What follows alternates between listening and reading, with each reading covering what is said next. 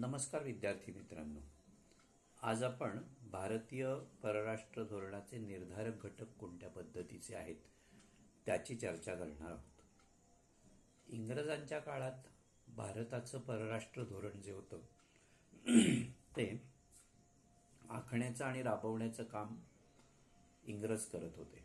त्यामध्ये भारतीयांना स्वतःचं असं कुठल्याही पद्धतीचं योगदान देता येत नव्हतं. पण स्वातंत्र्योत्तर कालखंडामध्ये मात्र आपण आपलं धोरण स्वतंत्ररित्या आखू शकलो आणि राबवू शकलो. आता हे धोरण आखत असताना अनेक घटक धोरण प्रभावित करत असतात किंवा निर्धारित करत असतात.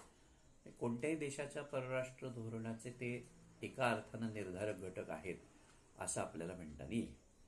त्यातला पहिला घटक जो असतो तो म्हणजे भौगोलिक घटक.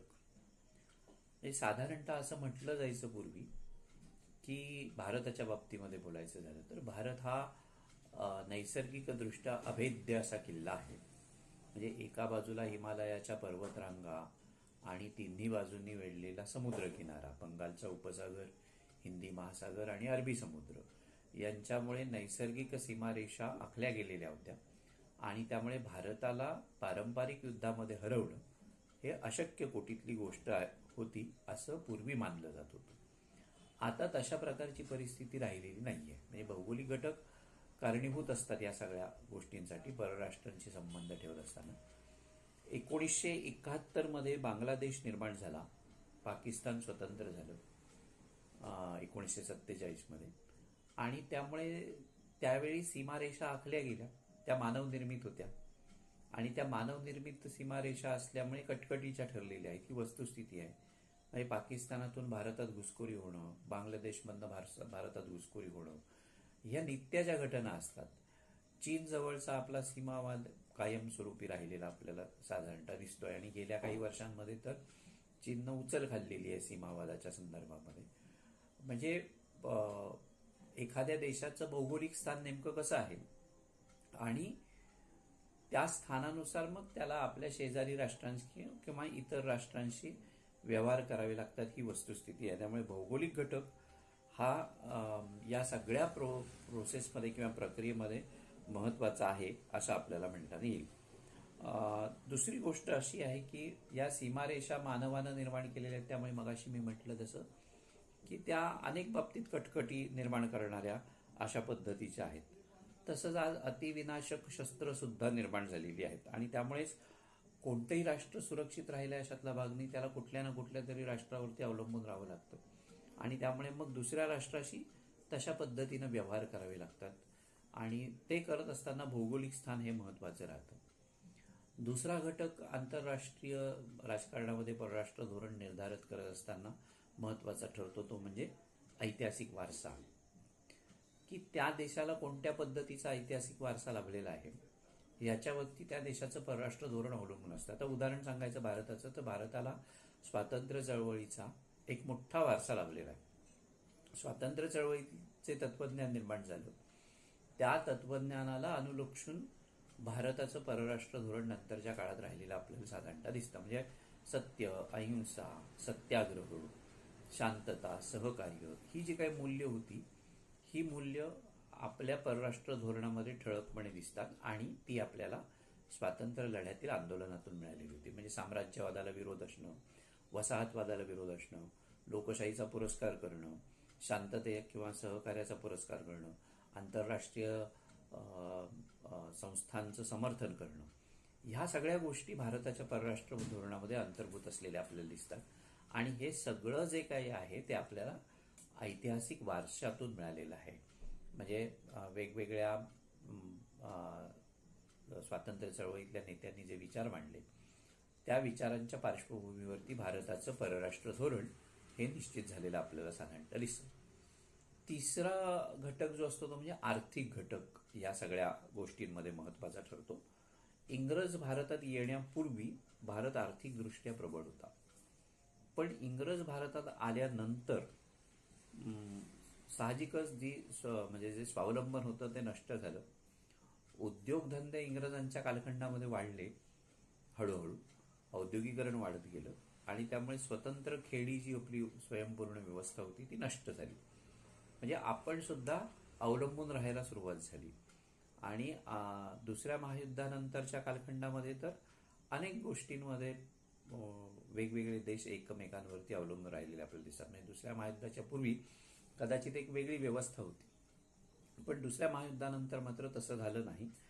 आणि त्यामुळे आर्थिक घटक हे सुद्धा महत्त्वाचे ठरत असलेले आपल्याला साधारणतः दिसतात. हा 1990 पर्यंत भारतीय बाजारपेठ बंदिस्त होती, पण 1990 नंतर उदारीकरण, खाजगीकरण, जागतिकीकरण या प्रक्रिया स्वीकारल्यानंतर भारतीय बाजारपेठेचं महत्त्व इतर देशांना कळलं. आणि त्यामुळे भारतीय म्हणजे भारताशी आपले हितसंबंध चांगले राहावेत अशा पद्धतीचं अनेक राष्ट्रांना वाटायला लागलं. आणि त्यातून भारताचे संबंध काही राष्ट्रांशी सुधारलेले आपल्याला दिसतात. म्हणजे उदाहरण अगदी सांगायचं झालं तरी अमेरिकेचं सांगता येईल की अमेरिका 1990 पूर्वी भारताचे संबंध फारसे चांगले होते अशातला भाग नाही, पण 1990 नंतर आर्थिक आघाडीवरती अमेरिकेचं आणि भारताचं सहकार्य मोठ्या प्रमाणावरती आहे. 1990 नंतर तर भारताला अणु सहकार्य करण्यापर्यंत अमेरिकेची मजल गेली. म्हणजे हे जे काही बदल आहेत हे आर्थिक घटकांवरती अवलंबून राहिले होते. त्यामुळे एक कुठल्याही देशाचं परराष्ट्र धोरण ठरवत असताना तिथे आर्थिक घटक सुद्धा महत्त्वाचा ठरतो असं आपल्याला म्हणता येईल. आर्थिक विकास हा त्यातला एक म्हणजे कळीचा मुद्दा राहतो. आणखीन एक घटक ह्या सगळ्या गोष्टींमध्ये असतो म्हणजे तो म्हणजे नैसर्गिक साधन संपत्ती त्या राष्ट्राला कोणत्या पद्धतीची लाभलेली आहे त्याच्यावरती. म्हणजे तो एक घटक महत्त्वाचा ठरतो. कारण अन्नधान्य आणि खनिज द्रव्य याच्यामध्ये जर एखादं राष्ट्र संपन्न असेल, शक्ती संपन्न असेल, तर इतर राष्ट्र आपोआपच त्या राष्ट्राकडे आकर्षितली जातात आणि त्यामुळे ते घटक महत्त्वाचे ठरतात. ज्या देशांना खनिज द्रव्यांच्या बाबतीमध्ये मुबलकता मिळालेली आहे त्या देशांनी इतर देशांना वेठीस धरल्याची उदाहरणं सुद्धा आहेत. त्यामुळे नैसर्गिक साधन संपत्ती हा घटक महत्त्वाचा आहे. म्हणजे अन्नधान्याच्या बाबतीमध्ये अन्नधान्याची उपलब्धता असणं हा एक आणखीन महत्त्वाचा भाग असतो. म्हणजे अन्नधान्यासाठी कोणावरती अवलंबून राहता कामा नये हेही महत्त्वाचं राहतं. आता उदाहरण सांगायचं झालं तर खनिज तेल निर्मिती करणारे जे देश आहेत ते अन्नधान्यासाठी दुसऱ्या देशांवरती अवलंबून राहतात. काही वेळेला तेलाच्या बदल्यात अन्न अशा पद्धतीच्या योजना त्यांना राबवाव्या लागतात. हे जसं आहे तसं संपूर्ण जग तेलावरती चालतं. त्यामुळे खनिज तेल ज्यांच्याकडे आहे, क्रूड ऑइल ज्यांच्याकडे आहे, त्या राष्ट्रांशी इतर देशांना आपले संबंध चांगले ठेवायला लागतात. म्हणजे खनिज द्रव्य कोणत्या प्रकारची आहेत एखाद्या देशाकडे त्याच्यावरती, किंवा अन्नधान्याची उपलब्धता कशी आहे, अन्नधान्याची उपलब्धता सुद्धा हवामानावरती अवलंबून आहे, भौगोलिक स्थानावरती अवलंबून आहे. म्हणजे कशा पद्धतीचं भौगोलिक स्थान आहे, कशा पद्धतीचं हवामान आहे त्याच्यावरती अन्नधान्याची उपलब्धता असणं आणि नसणं या दोन्ही गोष्टी अवलंबून राहतात. खनिज द्रव्यांमध्ये पेट्रोल, युरेनियम, प्लुटोनियम, कोळसा अशी जी खनिज द्रव्य आहेत ती जास्त महत्त्वाची ठरतात. आणि ज्या राष्ट्रांकडे ही खनिज द्रव्य उपलब्ध आहेत मुबलक प्रमाणामध्ये ते अर्थातच शक्तिसंपन्न झालेली आपल्याला दिसतात किंवा आर्थिकदृष्ट्या पुढे गेलेली आपल्याला दिसतात. आणि त्यामुळे त्यांचं परराष्ट्र धोरण हे वेगळ्या पद्धतीचं राहतं. त्यांचा एक दरारा राहतो आंतरराष्ट्रीय राजकारणामध्ये. त्यामुळे तो एक घटक नैसर्गिक साधन संपत्तीचा महत्त्वाचा ठरतो. शिवाय लष्करी शक्तीसुद्धा महत्त्वाची ठरते. लष्करी सामर्थ्य तुमचं कशा पद्धतीचं आहे त्याच्यावरती त्या राष्ट्राचा दर्जा जो असतो तो अवलंबून असतो. आता भारतीय सैन्याला प्राचीन अशी लढाऊ परंपरा आहे. पहिल्या आणि दुसऱ्या महायुद्धामध्ये सुद्धा भारतीय सैन्य लढलं होतं, जगाच्या कानाकोपऱ्यांमध्ये जाऊन लढलेलं होतं. त्यामुळे युद्धाचा एक प्रकारचा सराव भारतीयांना आहे आणि त्यामुळे भारतीय सैन्याकडे पाहण्याचा जो दृष्टिकोन आहे जगाचा तो एका वेगळ्या पद्धतीचा आहे. अनेक शांती सेनेच्या ज्या काही मोहिमा होत्या संयुक्त राष्ट्रसंघाच्या त्याच्यामध्ये भारत सहभागी झालेला होता. त्यामुळे लष्करी सामर्थ्याच्या दृष्टिकोनातून भारत हे एक शक्तिसंपन्न राष्ट्र म्हणून ओळखलं जातं. लष्करामध्ये सुद्धा आधुनिक शस्त्रसज्जता असली पाहिजे आणि ती ज्या राष्ट्राकडे असते त्याला म्हणजे आंतरराष्ट्रीय पातळीवरती म्हणजे त्यांचा प्रभाव पडतो एका अर्थाने असं आपल्याला म्हणता येईल.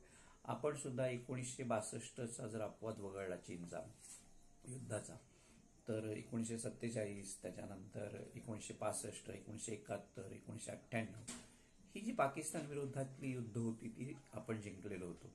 आणि त्यामुळे भारतीय सेनेचा एक प्रकारचा दबदबा निर्माण झालेला आपल्याला दिसतो. आज भारताच्या चहूबाजूनी अण्वस्त्रधारी राष्ट्र आहेत. भारतीय सैन्य शक्तीला त्यामुळे प्रबळ बनवणं हे महत्त्वाचं ठरतं आणि त्या दृष्टिकोनातून आपले प्रयत्न सुद्धा सुरू असलेले आपल्याला दिसतील. आणखीन एक घटक ह्या सगळ्या प्रक्रियेमध्ये महत्त्वाचा ठरतो म्हणजे तांत्रिक किंवा औद्योगिक प्रगती किंवा वैज्ञानिक प्रगती त्या देशानं कशा पद्धतीनं साधलेली आहे, त्यावरही परराष्ट्र धोरण एखाद्या राष्ट्राचं अवलंबून असतं असं आपल्याला म्हणता येईल. पूर्वी कसं होतं इंग्रजांच्या कालखंडामध्ये की भारत ही कच्चा माल पुरवणारी आणि पक्का माल विकत घेणारी बाजारपेठ म्हणून भारताकडे बघितलं जात होतं. आज परिस्थिती अशी राहिली नाही. स्वातंत्र्यानंतरच्या कालखंडामध्ये भारतानं सगळ्याच क्षेत्रात लौकिकास्पद अशा पद्धतीची कामगिरी केलेली आहे आणि त्यामुळे भारताकडे बघण्याचा जगातल्या वेगवेगळ्या राष्ट्रांचा दृष्टिकोन जो आहे तो सुद्धा बदललेला आपल्याला साधारणतः दिसतो. तांत्रिक प्रगती तर आपण खूप मोठ्या प्रमाणावरती साध्य केलेली आहे. आज जगामध्ये भारत स्पेस टेक्नॉलॉजी म्हणजे अंतराळ क्षमता आपण सिद्ध केलेली आहे आणि त्यामुळे तिसरी महासत्ता म्हणून अंतराळ स्पेस टेक्नॉलॉजीमध्ये साधारणतः भारताचा दबदबा निर्माण झालेला आपल्याला दिसतो.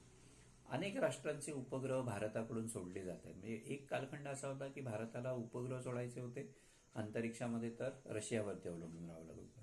आज आपण आपल्या हिकमतीवरती ह्या गोष्टी साध्य करू शकलेलो आहोत आणि त्यामुळे भारताकडे बघण्याचा जगाचा दृष्टिकोन बदललेला आपल्याला दिसतो. म्हणजे एका अर्थानं तांत्रिक वैज्ञानिक प्रगती किंवा औद्योगिक प्रगती जर असेल तर वेगवेगळे देश एखाद्या शक्तिसंपन्न देशाकडे आकर्षित होऊ शकतात. 1990 नंतर भारतीय बाजारपेठ मोठ्या प्रमाणावरती जगाला खुली झाली आणि त्यामुळे अमेरिकासारखे राष्ट्रसुद्धा म्हणजे भारतापुढे नमतं घ्यायला लागलेले आहेत ही वस्तुस्थिती आहे अनेक बाबतींमध्ये. आणि आपले व्यवहारसुद्धा परराष्ट्र व्यवहारसुद्धा त्यांच्याशी सुरळीत व्हायला लागलेले साधारणतः दिसतात. सगळ्यात महत्त्वाचा घटक जो असतो तो लोकसंख्येचा पण असतो. म्हणजे परराष्ट्र धोरणाचे निर्धारक जे घटक आहेत त्याच्यामध्ये हा एक महत्त्वाचा घटक ठरतो की एखाद्या देशाची लोकसंख्या कशा पद्धतीची आहे. जास्त लोकसंख्या असणं आणि कमी लोकसंख्या असणं या दोन्ही गोष्टी परराष्ट्र धोरणासाठी घातक असतात. म्हणजे लोकसंख्येमध्ये सुद्धा समतोल असणं गरजेचं असतं. जास्त लोकसंख्या असली की बेकारी, दारिद्र्य, महागाई किंवा इतर जे काही प्रश्न असतात आर्थिक विकासाचे ते निर्माण होतात आणि कमी लोकसंख्या असली की संरक्षण आणि इतर प्रश्न निर्माण होत असलेले आपल्याला दिसतात. बरं, लोकसंख्येच्या बाबतीमध्ये सुद्धा नुसतीच लोकसंख्या मोठी असूनही उपयोगाचं नाही. ती लोकसंख्या गुणवान असावी लागते, कौशल्य विकसित अशा पद्धतीची लोक असावी लागतात किंवा रोजगारक्षम लोकसंख्या असली पाहिजे किंवा जपानी लोकांचं आपल्याला या संदर्भामध्ये उदाहरण देता येईल की कार्यक्षमतेच्या बाबतीमध्ये जपानी लोकांचा हात कोणी धरू शकत नाही अशा प्रकारची परिस्थिती आहे. त्यामुळे त्यांनी मेड इन जपानसारखा आपला ब्रँड विकसित केलेला आपल्याला दिसतो. म्हणजे अशा पद्धतीनं जर लोकसंख्या किंवा लोकांचा पाठिंबा एखाद्या देशाला लाभला तर त्याच्या राष्ट्रशक्तीमध्ये वाढ होते आणि राष्ट्रशक्तीमध्ये एखाद्या राष्ट्राच्या वाढ होणं याचाच अर्थ परराष्ट्र धोरणामध्ये ते राष्ट्र सक्षम होणं असं समजलं जातं. त्यामुळे लोकसंख्या हा घटक सुद्धा या संदर्भामध्ये महत्त्वाचा ठरतो. मोठ्या व्यक्तींचा प्रभाव हा परराष्ट्र धोरणावरती पडतो. मगाशी मी म्हणत होतो तसं की ऐतिहासिक वारशामधनं एखाद्या राष्ट्राचं परराष्ट्र धोरण घडत असतं. भारताचं परराष्ट्र धोरण घडवण्यामध्ये अनेक लोकांचा हातभार लागला. पंडित नेहरूंनी भारताच्या परराष्ट्र धोरणाचा पाया घातला. त्याच्यानंतर इंदिरा गांधी होत्या, लालबहादूर शास्त्री होते, राजीव गांधी होते, अटल बिहारी वाजपेयी होते, नरसिंह राव होते किंवा अगदी अलीकडच्या कालखंडामध्ये मनमोहन सिंग आणि नरेंद्र मोदींच्या कालखंडामध्ये भारताचं पुन्हा एकदा परराष्ट्र धोरण उजळून निघालेलं आहे. म्हणजे एखाद्या देशाला कशा पद्धतीचं नेतृत्व लागतं त्याच्यावरती सुद्धा त्या देशाचं परराष्ट्र धोरण हे अवलंबून असतं असं आपल्याला म्हणता येईल. सगळ्यात महत्त्वाचं आणखीन एक गोष्ट असते ती म्हणजे जागतिक लोकमत कशा पद्धतीचं आहे एखाद्या देशाबद्दलचं. म्हणजे असं म्हटलं जातं की जागतिक लोकमताच्या दबावामुळेच दुसऱ्या महायुद्धानंतर इंग्लंड किंवा ज्या वसाहतिक राष्ट्र जी होती त्यांना आफ्रिका, आशिया आणि लॅटिन अमेरिकेतल्या अनेक देशांना स्वातंत्र्य द्यावं लागलेलं होतं. म्हणजे ही वस्तुस्थिती आहे की लोकमताचा दबाव असणं त्याचा सुद्धा विचार परराष्ट्र धोरण ठरवताना करावा लागतो. 1998 आपण जागतिक लोकमत धुडकावून अण्वस्त्रांच्या चाचण्या केल्या होत्या. म्हणजे असंही घडू शकतो की असं लोकमताचा प्रभाव पडतोच अशातला भाग नाही. म्हणजे ते लोकमत धुडकावण्याची क्षमता सुद्धा एखाद्या राष्ट्रामध्ये निर्माण होऊ शकते. पण लोकमताचा प्रभाव मात्र त्याच्यामध्ये असतो. भारतीय म्हणजे कुठल्याही प्रदेशाचं परराष्ट्र धोरण ठरवत असताना ते उपयोगी ठरतं असं आपल्याला म्हणता येईल. असे हे एक 8-10 घटक जे आहेत ते परराष्ट्र धोरण निर्धारित करण्यामध्ये महत्त्वाची भूमिका बजावतात असं सांगता येईल.